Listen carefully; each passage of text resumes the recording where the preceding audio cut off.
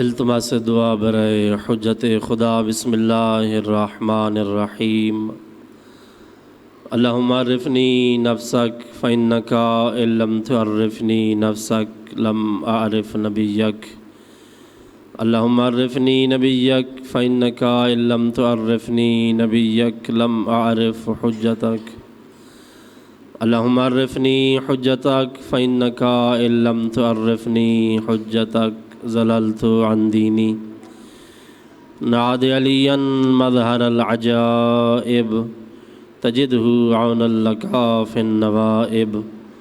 کل ہم وغم سینجلی بعلی بعلی بعلی۔ یا رب الحسین بحق الحسین اشف صدر الحسین بظہور الحجت القائم علیہ السلام۔ اللہم صلی علی محمد وعلی۔ آپ تمام مومنین سے مومنات سے التماس ہے، استدعا ہے کہ اپنے اپنے مرحومین کے بلند درجات کے لیے بالخصوص بانیان مجلس کے جتنے مرحومین اس دنیا سے چلے گئے ہیں سب کی بلند درجات کے لیے، اور بالاخص زوار شہزاد کربلائی کی بیٹی دعا فاطمہ کے لیے ایک بار سورہ الحمد اور 3 بار سورہ اخلاص کی تلاوت فرما دیں۔ بسم اللہ الرحمن الرحیم۔ الحمدللہ رب العالمین الرحمن الرحیم مالک ایاک نعبد و ایاک نستعین اهدنا الصراط المستقیم صراط الذین انعمت علیہم غیر المغضوب علیہم ولا الضالین۔ بسم اللہ الرحمن الرحیم۔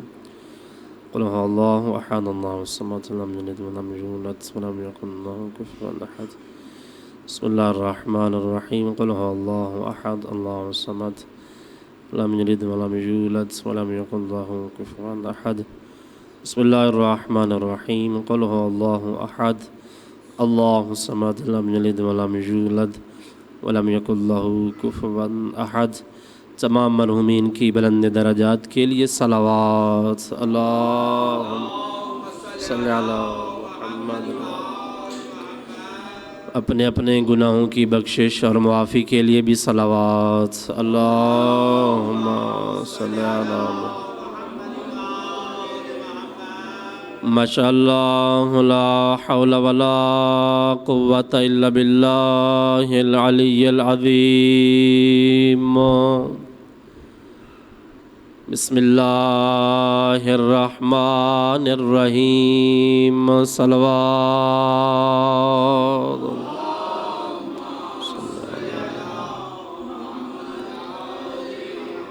الحمدللہ الذی لا یبلغ مدحتہ القائلون ولا یحصی نعماءہ العادون ولا یؤدی حقہ المجتہدون الذی لا یدرکہ بعد الہمم ولا ینالہ غوث الفتن الذی لیس لصفتہ حد محدود ولا نعت موجود ولا وقت معدود ولا اجل ممدود فطر الخلائق بقدرته ونشر الرياح برحمته ووتد بالصخور ميادان أرضه الصلاة والسلام على من كان نبيا وآدم بين الماء والتين صلوات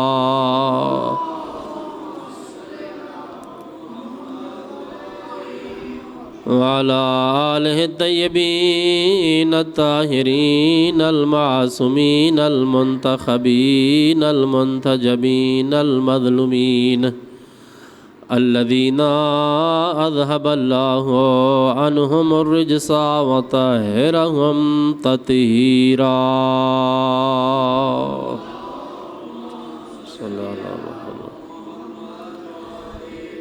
ولعنة الله على أعدائهم أجمعين من يوم عداوتهم إلى قيام يوم الدين۔ أما بعد فقد قال اللہ تبارک و تعالی فی کتابہ المجید و فرقانہ الحمید بسم اللہ الرحمن الرحیم وَلَوِ اتَّبَعَ الْحَقُّ أَهْوَاءَهُمْ لَفَسَدَتِ السَّمَاوَاتُ وَالْأَرْضُ وَمَنْ فِيهِنَّ صلوات صلی علی محمد۔ دعا ہے خالق کائنات آپ مومنین مومنات کا اس بارگاہ میں چل کے آنا اپنی عظیم عبادت شمار فرمائے۔ جتنے قدم چل کے آئے خالق قدم قدم پر اجر کثیر عطا فرمائے۔ جن بھائیوں نے بزرگان نے اس مجلس اعزاء کا انعقاد کیا خالق ان کے رزق کاروبار میں مزید برکت عطا فرمائے، انہیں اپنی ذات کے علاوہ کسی ذات کا محتاج نہ فرمائے۔ ان کے جتنے مرحومین ہیں خالق ان کے درجات بلند فرمائے، بالخصوص خالق دو جہاں دعا فاطمہ کے درجات بلند فرمائے۔ جوار جناب سیدہ سلام اللہ علیہا میں جگہ عطا فرمائے۔ باقی جتنے مومنین مومنات تشریف فرما ہیں خالق آپ سب کی حوائج شرعیہ کو پورا فرمائے۔ بھائی عاصم اور ان کے بھائیوں کے خالق رزق کاروبار میں مزید برکت عطا فرمائے، انہیں اپنی ذات کے علاوہ کسی ذات کا محتاج نہ فرمائے۔ امام زمن علیہ الصلوۃ والسلام کے ظہور میں تعجیل فرمائے، ہم سب کو امام کے اعوان و انصار میں شمار فرمائے۔ ایک ایسی صلوات کی تلاوت کیجئے کہ ساری دعائیں قبول ہو جائیں۔ اللہم صلی علی۔ توجہ ہے، گفتگو کا آغاز کیا جائے۔ حمد ہے اس پروردگار کے لیے کہ جس نے علی کے دروازے پر جھکا کر ہمیں ادراک کی سلطنت پہ حکومت کرنا سکھایا ہے۔ درود و سلام اللہ کے ان مصطفیٰ بندوں پر کہ جن کی مودت میں جنہیں وہ اپنی مودت میں اللہ کی بندگی کرنے کا سلیقہ سکھاتے ہیں۔ اور آپ سب جانتے ہیں کہ اللہ کا شکر ہے ہماری ذات پہ کہ اللہ نے ہمیں علی کا دروازہ عطا کیا ہے۔ اگر یہ دروازہ ہمیں نہ ملتا تو ہمیں پتہ ہی نہ چلتا کہ اس کی بندگی کرنی کیسے ہے۔ یہاں پر میں ایک جملہ کہا کرتا ہوں کہ یہ جو ہمارے دلوں میں علی کی محبت ہے، عشق علی ہمارے دلوں میں ہے، علی کی محبت ہے، علی کی مودت ہے، علی کی ولایت ہے، یہ سب کو جو ہم اپنے دلوں میں محسوس کرتے ہیں، یہ ٹھنڈک محسوس کرتے ہیں، یہ ٹھنڈک محسوس کرنے کے بعد دو چیزوں کا شکریہ ادا کیا کریں۔ پہلے اللہ کا شکریہ ادا کیا کریں کہ اس نے ہمیں علی کی محبت اور ولایت عطا کی ہے، اور دوسرا اس ماں کا شکریہ ادا کیا کریں جس نے پیدا ہونے کے بعد پہلے باپ کا نام نہیں سکھایا، پہلے علی کا نام سکھایا ہے۔ مولا کو سلام۔ پہلے باپ کا نام نہیں سکھایا، پہلے عثمان نے ہمیں علی کا نام سکھایا ہے۔ تو سورہ مومنون کی آیت نمبر 71 کی میں نے تلاوت کی۔ یہ فقط آیت نہیں ہے بلکہ اس میں کردار حسن بھی ہے اور کردار حسین بھی ہے، یعنی کردار حسینیت اس آیت میں جمع ہے۔ پہلے میں نے اس آیت کا ترجمہ کرنا ہے، پھر معصوم کے فرمان کے مطابق اس آیت کی تھوڑی سی تشریح کرنی ہے کہ معصوم کہنا کیا چاہتے ہیں۔ حوالہ آپ نے سن لیا، سورہ مومنون آیت نمبر 71، اس کو اپنے ذہنوں میں محفوظ رکھنا ہے۔ پہلے ترجمے کو اپنے ذہن میں محفوظ کرنا ہے تاکہ اگلی بات پہنچانے میں مجھے بھی آسانی ہو اور آپ کو سمجھنے میں بھی آسانی ہو۔ اللہ سورہ مومنون میں ارشاد فرما رہا ہے وَلَوِ اتَّبَعَ الْحَقُّ أَهْوَاءَهُمْ، کہ اگر حق باطل کی بیعت کر لیتا۔ توجہ نہیں فرمائی آپ نے، میں نے کہا اگر حق باطل کی بیعت کر لیتا، اگر حق باطل کی اتباع کر لیتا، اگر حق باطل کی پیروی کر لیتا۔ چلے میں مزید آسان کر دیتا ہوں، اگر حق باطل کے ہاتھ پہ اپنا ہاتھ رکھ دیتا تو ہوتا کیا؟ لفسدت السماوات والارض، زمین اور آسمان تباہ و برباد ہو جاتے۔ توجہ فرمانا، زمین اور آسمان تباہ و برباد ہو جاتے۔ پھر آیت کا ترجمہ سنیں اور اپنے ذہنوں میں نقش کر لیں، پھر میں نے آگے والی بات کہنی ہے تاکہ آپ کو سمجھ میں آ جائے۔ سورہ مومنون آیت نمبر 71 اللہ ارشاد فرما رہا ہے وَلَوِ اتَّبَعَ الْحَقُّ أَهْوَاءَهُمْ لَفَسَدَتِ السَّمَاوَاتُ وَالْأَرْضُ وَمَنْ فِيهِنَّ۔ اللہ فرما رہا ہے کہ اگر حق باطل کی بیعت کر لیتا، اگر حق باطل کی اتباع کر لیتا، اگر حق باطل کی پیروی کر لیتا، اگر حق باطل کے ہاتھ پہ اپنا ہاتھ رکھ دیتا، ہوتا کیا؟ لفسدت السماوات والارض ومن فیہن، زمین اور آسمان اور جو کچھ اس کے درمیان میں ہے سب کچھ تباہ و برباد ہو جاتا۔ پہلا جملہ اس مجلس کا آپ کو ہدیہ کرنے لگا ہوں۔ آج زمین اپنی جگہ پر قائم ہے، آج آسمان اپنی جگہ پر قائم ہے۔ زمین اور آسمان کا اپنی جگہ پر قائم رہنا اس بات کی دلیل ہے کہ کبھی کسی حق والے نے باطل کی بیعت نہیں کی۔ توجہ نہیں فرمائی آپ نے؟ زمین و آسمان، زمین و آسمان کا اپنی جگہ پہ باقی رہنا اس بات کی دلیل ہے کہ کبھی حق والے نے باطل کی بیعت نہیں کی۔ آئیں اب معصوم کے فرمان کی روشنی میں چلتے ہیں کہ اس آیت کی تشریح کا کیا ہے، اس آیت کی مولا نے تفسیر کیا فرمائی۔ آپ سب جانتے ہیں کہ سن 60 ہجری مدینہ منورہ جب یزید نے ولید کے ذریعے سے امام حسین سے بیعت کرنی چاہی، تو جب ولید نے بیعت کا مطالبہ کیا تو امام حسین نے کیا جواب دیا کہ میں حسین تو بیعت نہیں کرتا، نہیں، مولا نے فرمایا مثلی لا یبایعو مثلا، کہ مجھ جیسا تجھ جیسے کی بیعت نہیں کر سکتا۔ تاریخی ناظرہ میں آپ کے سامنے رکھنے لگا ہوں، پس منظر آپ کی خدمت پیش کرنے لگا ہوں، تھوڑی سی توجہ فرمانی ہے۔ مولا نے کیا فرمایا؟ مجھ جیسا تجھ جیسے کی بیعت نہیں کر سکتا۔ پوری دنیا میں اللہ اور نبی کے بعد امام حسین کا نام سب سے زیادہ لیا جاتا ہے۔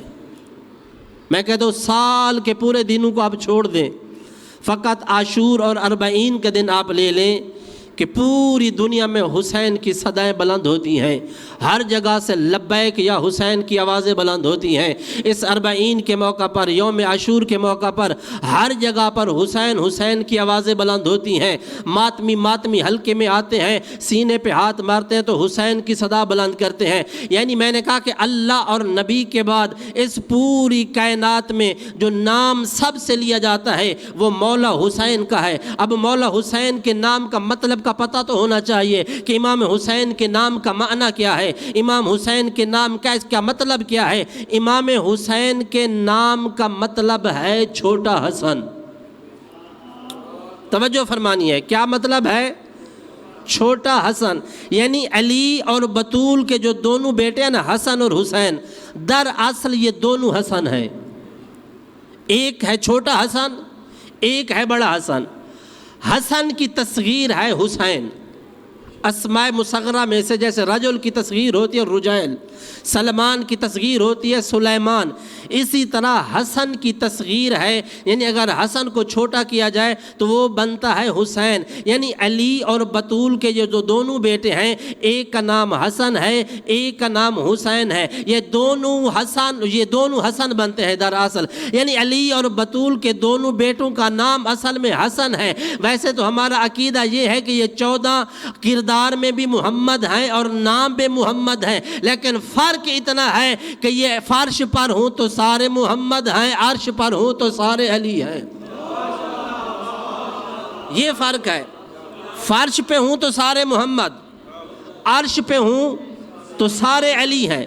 تو اب میں تمہید ختم کرنے لگا ہوں، جو اتنی 5-6 منٹ کی میں نے تقریر کی اس کا نتیجہ آپ کو ہدیہ کرنے لگا ہوں۔ یعنی علی اور بطول کے دونوں بیٹوں کا نام حسن ہے، ایک ہے چھوٹا حسن، ایک ہے بڑا حسن، یعنی ایک ہے چھوٹا خوبصورت، ایک ہے بڑا خوبصورت۔ اب ولید کے دربار میں جب مولا حسین نے یزید کی بیعت کا انکار کیا، مولا نے کیا فرمایا؟ مثلی لا یبایع مثلا، کہ مجھ جیسا تجھ جیسے کی بیعت نہیں کر سکتا۔ اب ایک جملہ میں نے ممبر سے کہنا ہے اور ایک جملہ آپ نے خود سمجھنا ہے۔ جتنا ممبر نے مجھے اجازت دی اتنا میں نے ممبر سے کہنا ہے، اور آپ نے بھی ایک جملہ سمجھنا ہے، اور مجھے آپ کے چہروں سے پتہ چل جائے گا کہ کس کس نے اس جملے کو سمجھا ہے اور کس نے اس جملے کو نہیں سمجھا۔ یعنی ایک ہے چھوٹا حسن، ایک ہے بڑا حسن۔ تو چھوٹے حسن نے یزید ولید کے دربار میں یہ کہا کہ مجھ جیسا اس جیسے کی بیعت نہیں کر سکتا، تو پھر مجھے جملہ کہنے کا حق ہے نا کہ جب چھوٹا حسن چھوٹے یزید کی بیعت نہیں کر سکتا، پھر بڑا حسن بڑے یزید۔ سلامت رہے مولا، سلامت رکھے آپ۔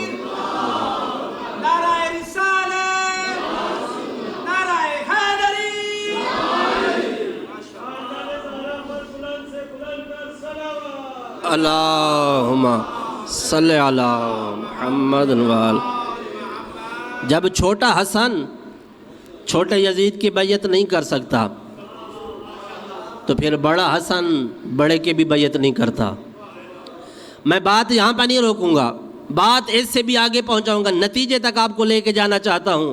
میں نے کہا جب چھوٹا حسن چھوٹے یزید کی بیعت نہیں کر سکتا، تو پھر بڑا حسن بڑے کی بھی بیعت نہیں کر سکتا۔ بلکہ اس سے بھی آگے ہے، رسول اللہ کی حدیث ہے کہ الحسن والحسین سیدا شباب اہل الجنہ وابوہما افضل منہما۔ نبی نے فرمایا کہ حسن اور حسین جوانان جنت کے سردار ہیں، اور ان کا بابا علی ان سے بھی افضل ہے، ان کا بابا علی ان سے بھی زیادہ فضیلت رکھتا ہے۔ ارے جب شہزادے کسی کی بیعت نہیں کر سکتے، تو ان کا بابا بھی کسی کی بیعت نہیں کر سکتا۔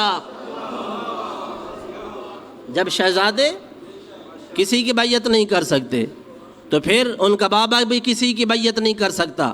تو یہ جو سورہ مومنون کی آیت نمبر 71 ہے، کیونکہ یہ سورہ ہے ہی مومنون، تو یہ اتری ہی امیر المومنین کے لیے ہے، اور اس کا کما حق کو مصداق علی ابن ابی طالب ہے۔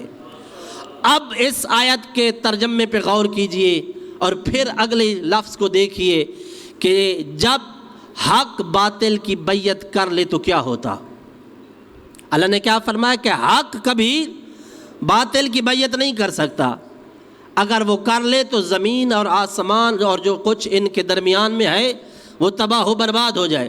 اب میں دنیا سے کہتا ہوں کہ اب کائنات عالم و آدم میں اب نظر دوڑائیں کہ نبی نے مجسم حق کس کو قرار دیا؟ نبی نے مجسم حق کس کو قرار دیا؟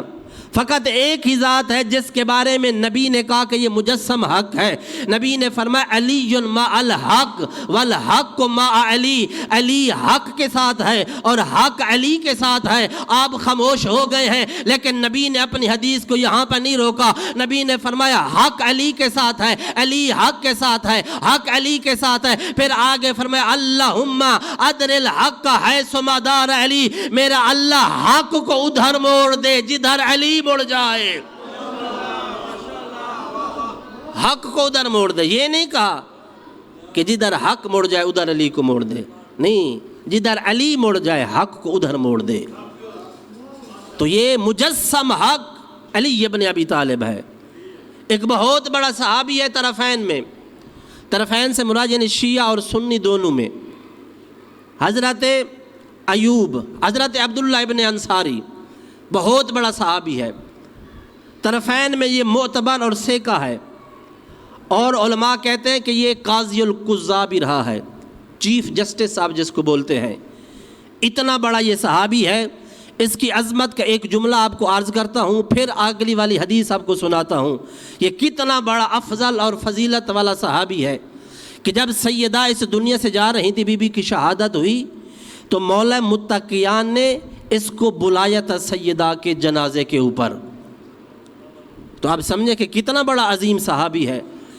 ایک وہ تھے کہ جنہیں نہیں بلایا گیا، جنہیں منع کیا گیا تھا انہیں نہیں بلانا، اور ایک یہ ہے کہ جس کو بلایا جا رہا ہے۔ کتنا عبداللہ ابن مسعود کتنا بڑا عظیم صحابی ہے۔ اس عبداللہ ابن مسعود سے روایت ہے، یہ کہتا ہے کہ ایک بار میں نبی کی خدمت میں حاضر ہوا، نبی مسجد نبوی میں تشریف فرما تھے۔ میں نے نبی سے کہا یا نبی اللہ ارن الحق، یا نبی اللہ آج میں حق سننے نہیں آیا، آج میں حق دیکھنے آیا ہوں۔ توجہ فرمانی ہے، حق دیکھنے آیا ہوں کہ حق ہوتا کیسے ہے۔ آج میں نے حق نہیں سننا، آج آپ نے مجھے حق دکھانا ہے، حق ہوتا کیسے ہے۔ اس نے یہ سوال کیا کہ میں نے حق دیکھنا ہے۔ نبی نے ایک حجرے کی طرف اشارہ کیا اور کہا کہ اس حجرے کی طرف چلے جاؤ۔ اب کہتا ہے جیسے ہی میں حجرے میں داخل ہوا تو میں نے کیا دیکھا کہ علی اللہ کی بندگی ادا کر رہا ہے۔ روایت بڑی عظیم ہے، توجہ آپ نے فرمانی ہے۔ کیا دیکھا کہ حق کی بندگی کر رہا ہے۔ کہتے جیسے میں حجرے میں گیا میں نے دیکھا علی اللہ کی عبادت انجام دے رہے ہیں۔ کہتے جیسے میں گیا میں نے کیا دیکھا، علی نے دعائے قنوت کے لیے ہاتھ اٹھائے ہوئے ہیں۔ کہتے جب علی نے قنوت کے لیے ہاتھ اٹھائے رکھے تھے میں نے شوق سے دیکھا کہ علی قنوت کیا مانگ رہے ہیں، جا کر میں قریب سے سنوں تو صحیح علی قنوت میں مانگتے کیا ہیں۔ اور آپ سب جانتے ہیں قنوت میں آپ جائز دعا جو بھی مانگنا چاہے مانگ سکتے ہیں، یہ ضروری نہیں کہ جو پیش جو امام حضرات آگے مانگ رہے وہ آپ بھی مانگے، نہیں، آپ اپنی مرضی سے دعا قنوت مانگ سکتے لیکن جائز دعا قنوت ہو۔ اب یہ کہتے ہیں میں نے یہ سوچا کہ جا کر دیکھوں علی کیا دعا مانگ رہے ہیں۔ کہتا جیسے میں مولا کے قریب ہوا علی نے دعا قنوت کے لیے ہاتھ اٹھا رکھے تھے اور علی نے فرمایا اللہم ارحم شیعتی بحق حبیبک و نبیک محمد المصطفیٰ۔ توجہ فرمانی ہے، اے اللہ میری امت پر، میرے شیعوں کے اوپر رحمت نازل فرما، تجھے واسطہ تیرے حبیب نبی حضرت محمد مصطفیٰ کا۔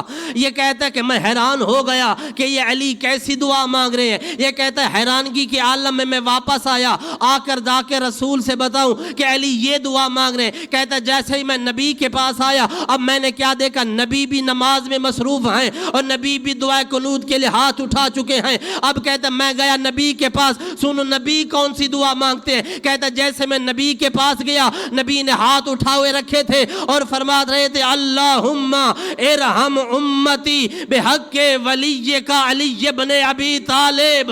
میرا اللہ تجھے واسطہ تیرے ولی علی کا میری امت کے اوپر رحمت نازل فرما۔ عبداللہ ابن مسعود کہتا ہے میں حیران ہو گیا، ایک ہی دعا میں علی کا واسطہ، ایک ہی دعا میں نبی کا واسطہ۔ یہ کہتا ہے میں سوچ رہا تھا ابھی نبی اپنی نماز ختم کریں گے، میں نبی سے پوچھوں گا یہ ماجرا کیا ہے، یہ واقعہ کیا ہے۔ کہتے جیسے نبی نے اپنی نماز ختم کی میرے بولنے سے پہلے نبی نے میری طرف اشارہ کر کے فرمایا عبداللہ من شک فی علی فقد کفر۔ عبداللہ علی میں شک نہ کرنا وگرنہ کافر ہو جاؤ گے۔ توجہ فرمانی،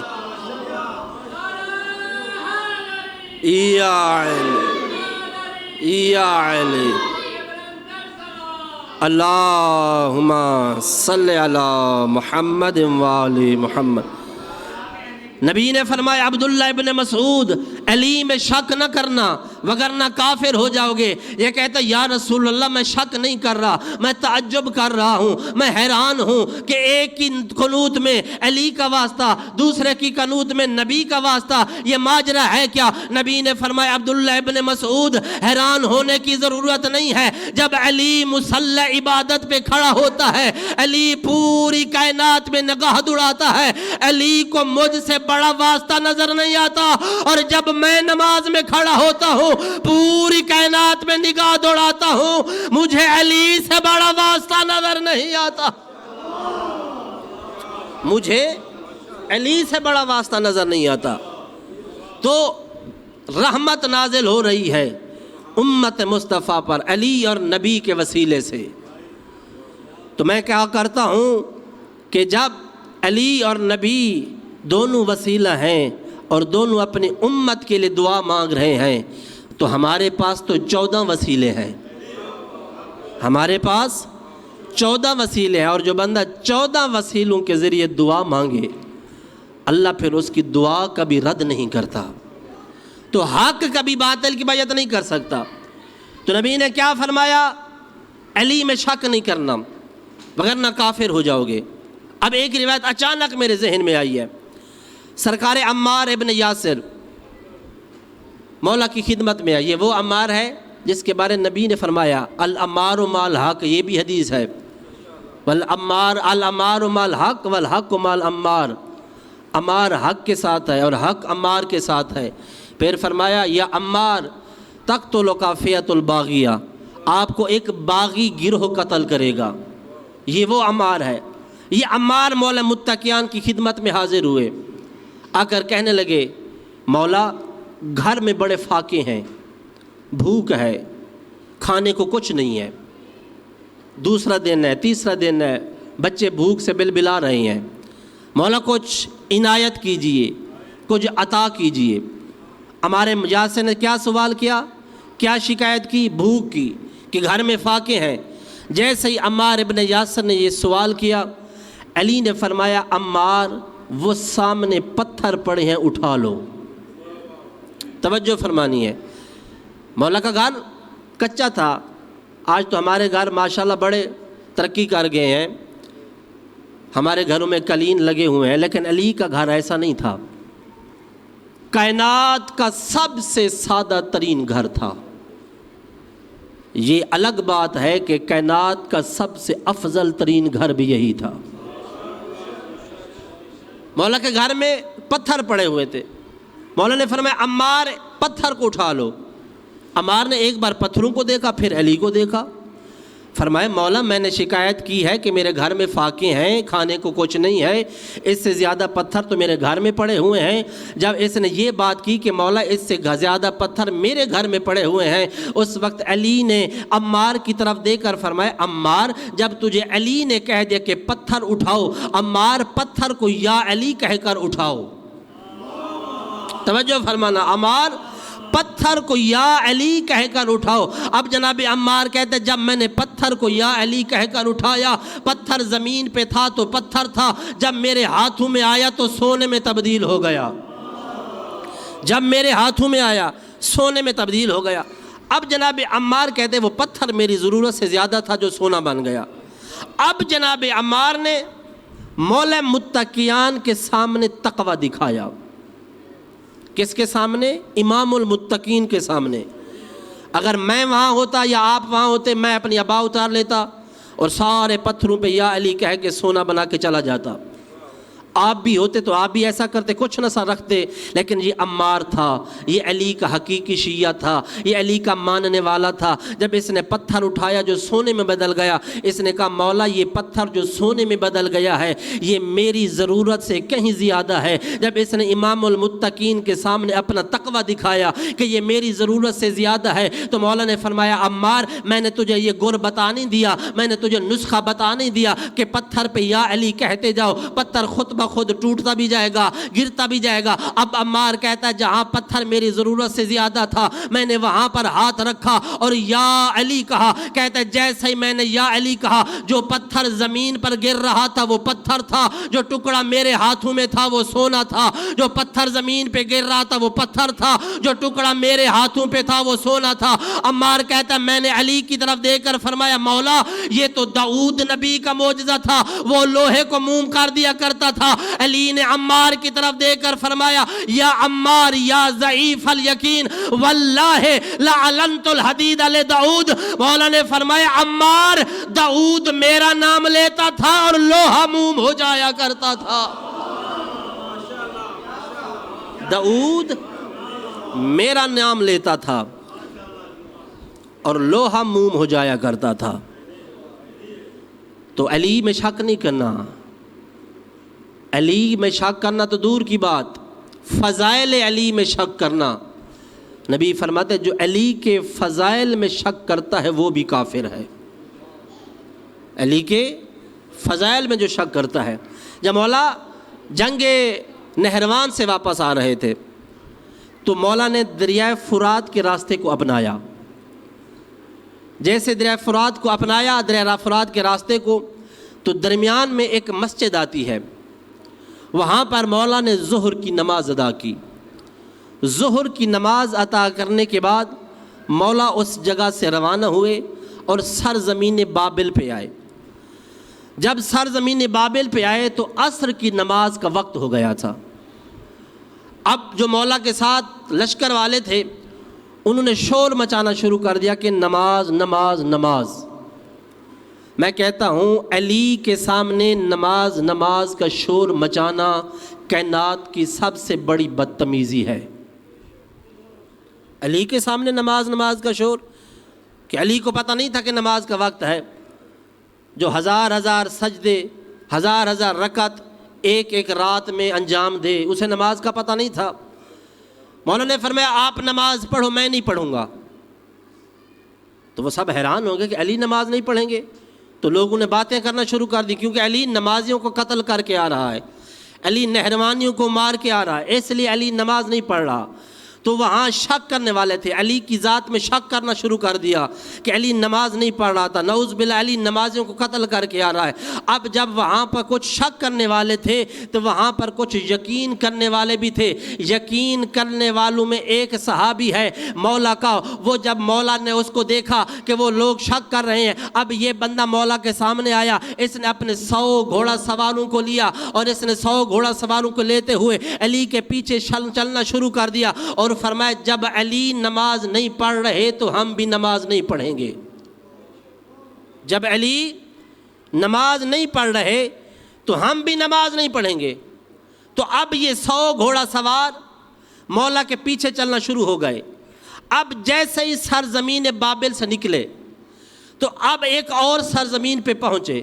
اب سورج بالکل غروب ہونے والا تھا، بالکل عصر کا ٹائم ختم ہونے والا تھا، مغرب کا وقت شروع ہونے والا تھا۔ اب جیسے سرزمین بابل سے گزرے، مولا نے اپنے ایک چاہنے والے سے فرمایا ادھر آؤ اور اذان دو۔ جب وہ قریب آیا اور اس نے اذان دینے سے پہلے مولا سے کہا مولا کون سی اذان دوں؟ مولا نے فرمایا عصر کی اذان دو۔ وہ حیران ہو گیا اور کہنے لگا مولا ابھی تو مغرب کا وقت ہونے والا ہے، ابھی مغرب میں تھوڑا سا ٹائم رہ گیا ہے، جب تک میں اذان کہوں گا مغرب کا اذان بالکل ہو جائے گا، مغرب کی نماز کا وقت بالکل ہو جائے گا۔ مولا نے فرمایا تو علی کا غلام ہے، تو سورج کا محتاج نہیں ہے، جیسے تجھے علی کہتا ہے تو نے ویسے کرنا ہے۔ یہ کہتے ہیں میں نے علی کے حکم پہ اذان دینا شروع کر دی، جیسے میں نے اذان مکمل کی اب علی نے فرمایا اقامت کہنا شروع کر دے۔ یہ کہتے ہیں میں نے اقامت کہنا شروع کی۔ جب میں اقامت کہہ رہا تھا، اقامت کے درمیان میں پہنچا، میں سوچ رہا تھا اب تو مغرب کا ٹائم بالکل قریب ہو گیا ہے، اب مولا عصر کی نماز کیسے پڑھیں گے؟ یہ کہتا ہے جیسے میں نے اقامت کے درمیان میں آیا میں نے کیا دیکھا، علی کے لب ہل رہے ہیں، لیکن مجھے پتہ نہیں چلا کہ علی کیا کہہ رہے ہیں۔ کہتا ہے جیسے ہی میں نے اقامت ختم کی میں نے کیا دیکھا کہ جیسے کوئی بچہ پتنگ کو کھینچتا ہے تو وہ کیسے واپس آتا ہے، وہ فرماتا ہے سورج وہاں آ کے کھڑا ہو گیا جہاں عصر کا وقت تھا۔ سورج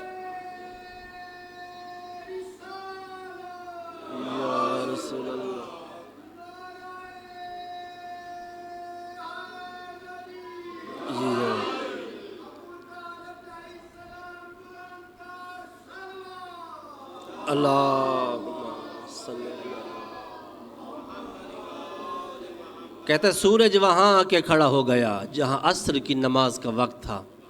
یہ کہتا ہے میں نے اور 100 گھوڑ سواروں نے علی کے پیچھے نماز عصر پڑھی۔ اب مولا نے فرمایا اب مغرب کی اذان دے۔ کہتا ہے جو سورج ہمارے سر کے اوپر کھڑا تھا جیسے میں نے مغرب کی اذان کہی وہ ویسے ڈوب گیا جیسے دیا بجھ جاتا ہے، جیسے دیا بجھ جاتا ہے۔ تو یہ علی کے فضائل میں شک نہیں کرنا۔ جو علی کے فضائل میں شک کرتا ہے، فضائل میں ذات علی میں نہیں، فقط فضائل علی میں، نبی کا فرمان ہے، وہ بندہ کافر ہو گیا۔ تو حق کبھی باطل کی بیعت نہیں کر سکتا۔ اگر حق باطل کی بیعت کرے گا تو یہ زمین اور آسمان تباہ و برباد ہو جائیں گے۔ اچھا ہم نے بیعت کرنی ہے، یہ بیعت کہتے کس کو ہیں؟ بیعت کا معنی اور مطلب کیا ہے؟ بیعت کا مطلب ہے اپنے آپ کو بیچ دینا، یہ بیع و شراء سے ہے. بیع سے ہے بیعت، بیع و شراء یعنی خرید و فروخت کے جو معاملات ہیں. تو یہ بیعت کا مطلب ہے اپنے آپ کو بیچ دینا. کیا بیچتے ہیں؟ جس کے ہاتھوں پہ بیعت کر رہے ہیں اس کے ہاتھوں پہ اپنی جان بھی بیچ دیتے ہیں، اپنا مال بھی بیچ دیتے ہیں، اپنی اولاد بھی بیچ دیتے ہیں. اور بیع و شراء میں یہ ایک قانون ہے، ایک اصول ہے کہ جب کوئی چیز بیچی جاتی ہے تو اس کے بدلے میں کوئی چیز خریدی بھی جاتی ہے.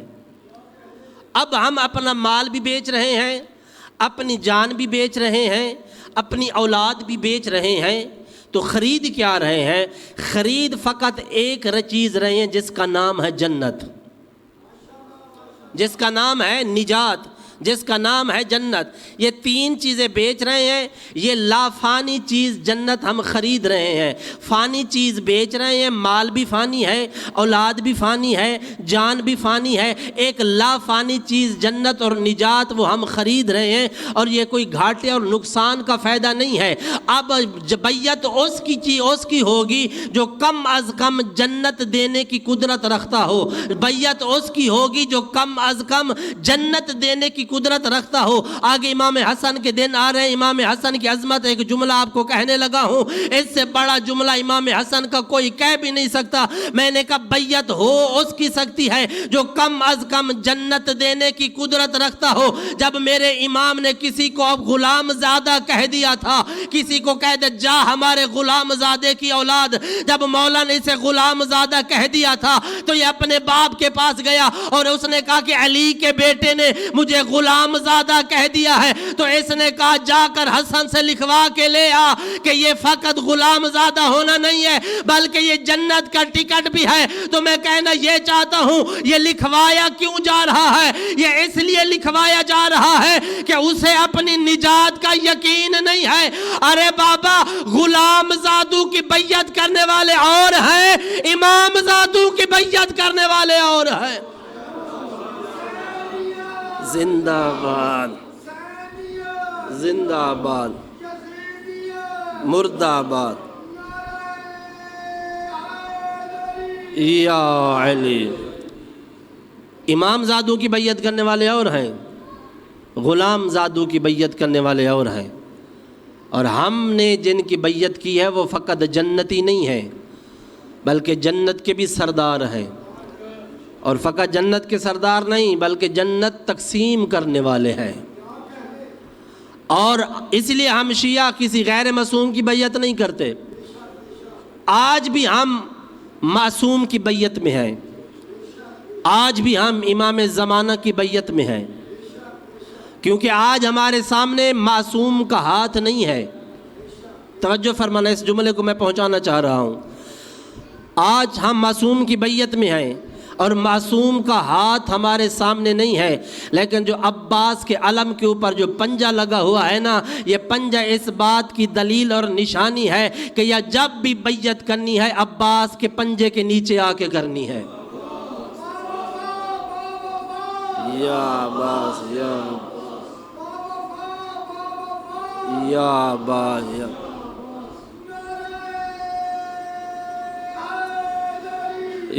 علی. بس آخری جملہ ابو الفضل العباس کی عظمت کا، کیونکہ تذکرہ اچانک انہی کا آ گیا. یہ جملہ میں نے اسی محرم میں حویلی ساتھ میں بھی پڑھا تھا، آج پھر اس کو میں دوبارہ پڑھ رہا ہوں. میں نے کہا کہ جتنے علمبردار گزرے ہیں، جناب حمزہ سے لے کر علی حیدر کرار تک، جتنے علمبردار گزرے ہیں، جس نے بھی علم اٹھایا، علم حمزہ نے بھی اٹھایا تھا، علم جعفر طیار نے بھی اٹھایا تھا، علم حیدر کرار بھی نے اٹھایا تھا.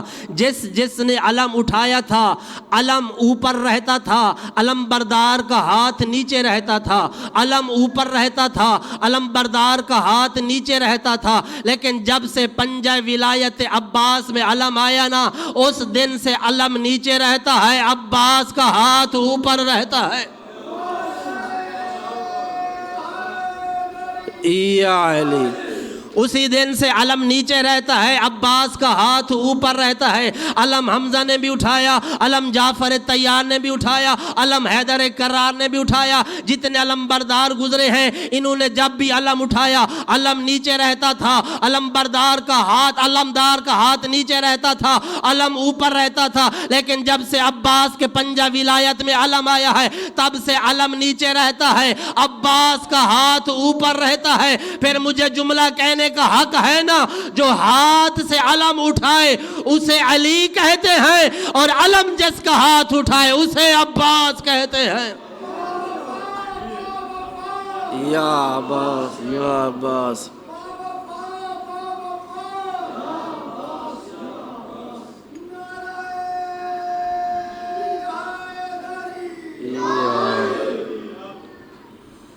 बस इज्जत भी बड़ी थी तो मुसीबत भी बड़ी थी।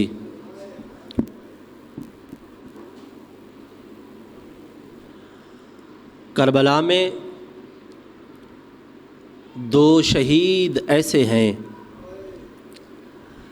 जिनकी कातलों की सज़ा के लिए 2 मासूम इमामों ने बद्दुआ की है। पहला शहीद हुसैन का 6 माह बेटा अलीयुल असगर अलैहिस्सलातु वस्सलाम,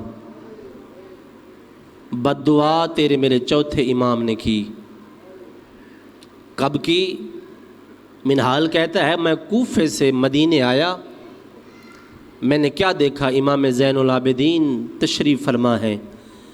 मैंने मौला को सलाम किया, मौला ने सलाम का जवाब दिया। मौला ने फरमाया मिनहाल कहाँ से आ रहा है? कहता है मौला कूफा से आ रहा हूँ। मौला ने फरमाया मिनहाल मुझे बता, जब तू कूफा से आ रहा था हुरमला अभी ज़िंदा था? ये कहता मौला जब मैं कूफा से आया था ना, मुख्तार की हुकूमत थी, अभी हुरमला ज़िंदा था। हुरमला के ज़िंदा होने का नाम आया, ज़ैनुल आबिदीन के आंसू बढ़ गए। मौला ने दुआ के लिए, बद्दुआ के लिए हाथ उठाए और रो कर फरमाया मेरा अल्लाह, मज़लूम रो रो कर इस दुनिया से जा रहे हैं, कातिल अभी तक ज़िंदा है। मेरा अल्लाह हुरमला को मेरी आँखों के सामने जहन्नम में भेज। ये पहला शहीद जिसके कातिल की सज़ा के लिए मासूम इमाम ने बद्दुआ की। दूसरा शहीद हुसैन का बेटा हम शक्ल पैगंबर अलीयुल अकबर। दुआ बद्दुआ किसी और ने नहीं की, बद्दुआ तेरे मेरे मौला हुसैन ने की। कब की? जब आए ना अकबर की लाश पर, पता नहीं किस हालत में हुसैन ने अकबर की लाश को देखा। जैसे अकबर की लाश को देखा ना, हुसैन ने बद्दुआ के लिए हाथ बुलंद किए और उमर साद की तरफ देखकर फरमाया यब्न साद क़ता अल्लाहु रहमका कमा क़तअत रहमी। उमर साद, अल्लाह तेरा ऐसे जवान बेटा मारे जैसे तूने मेरे अकबर को मारा है। ओ बता तो सही, मैंने अकबर के बाद ज़िंदा रह के क्या करना है? अजरकुम अल्लाह, आपके आंसू राह पर रहम फरमाए। अज़ादारो, बहुत खूबसूरत बेटा था हुसैन का अली अकबर।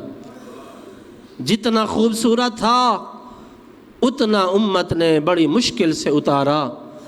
बड़ा प्यार था हुसैन और अली अकबर में।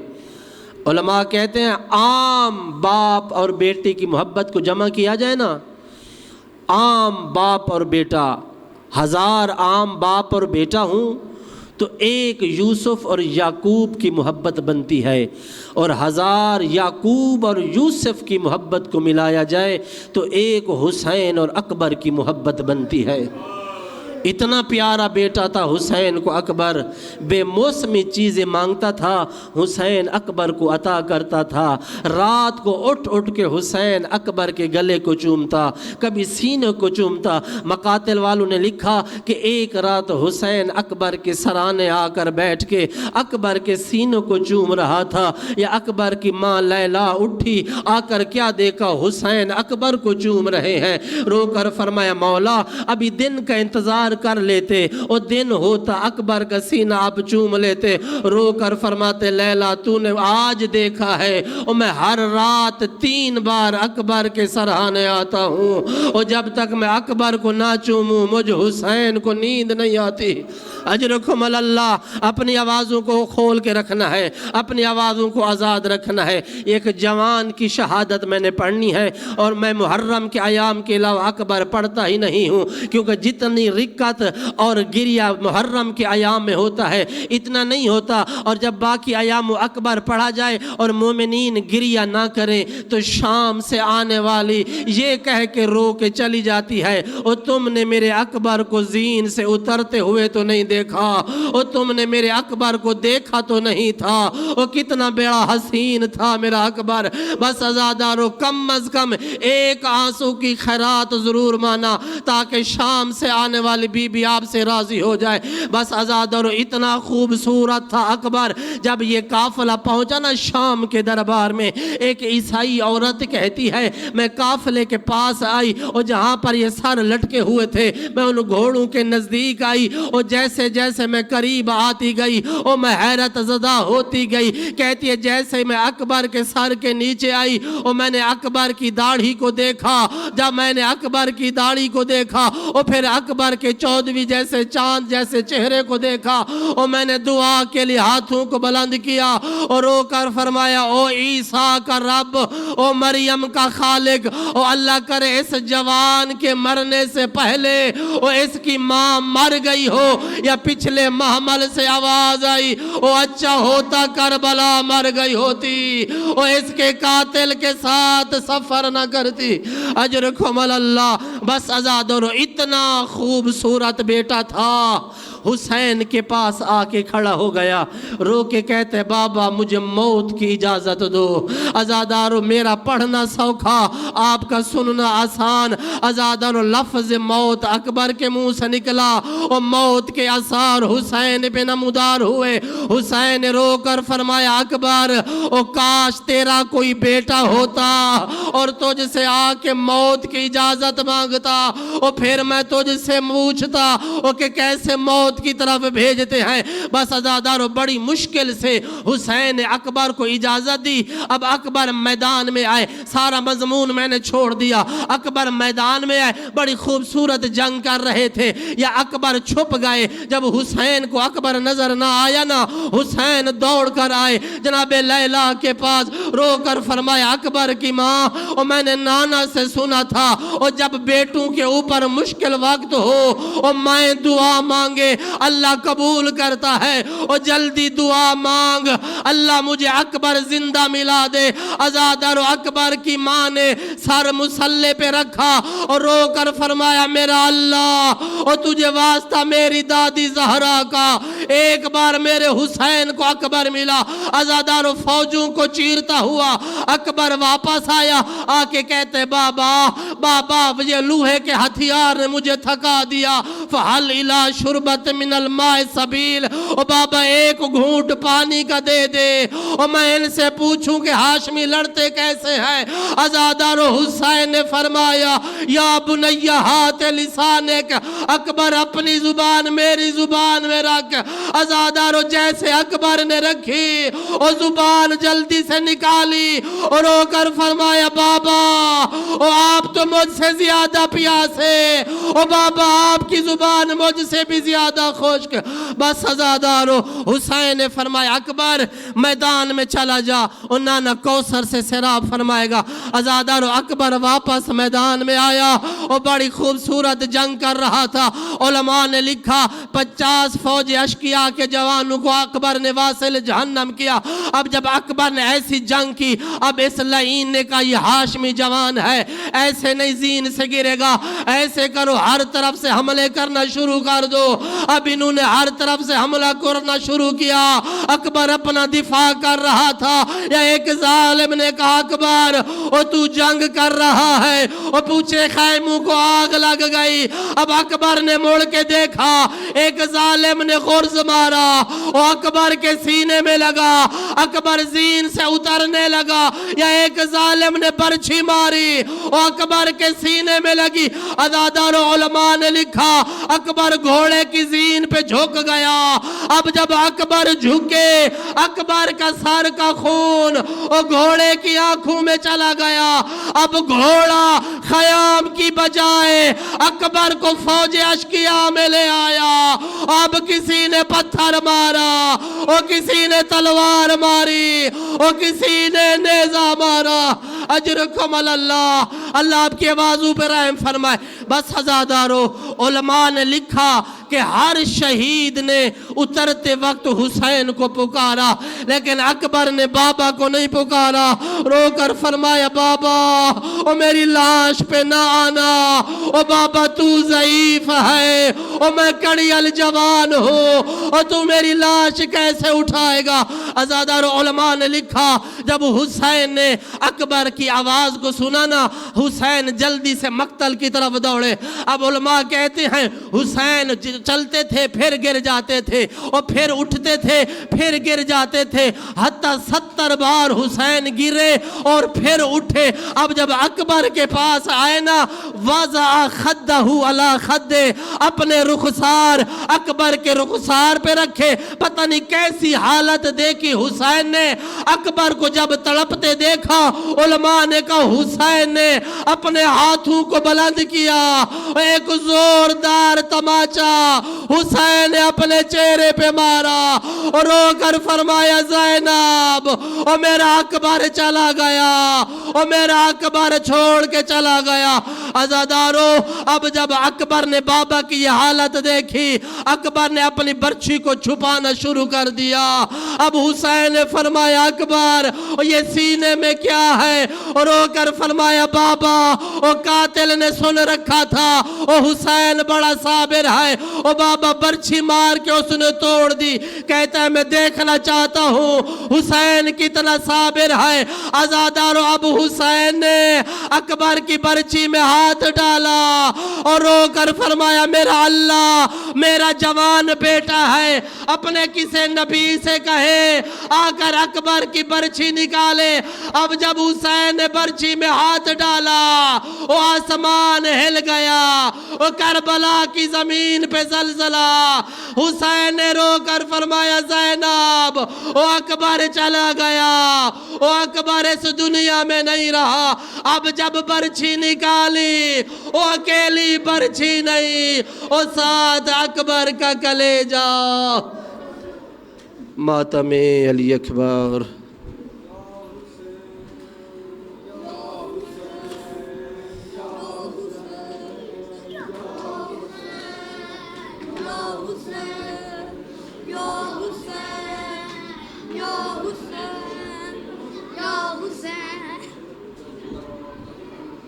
یا حسین. ہلو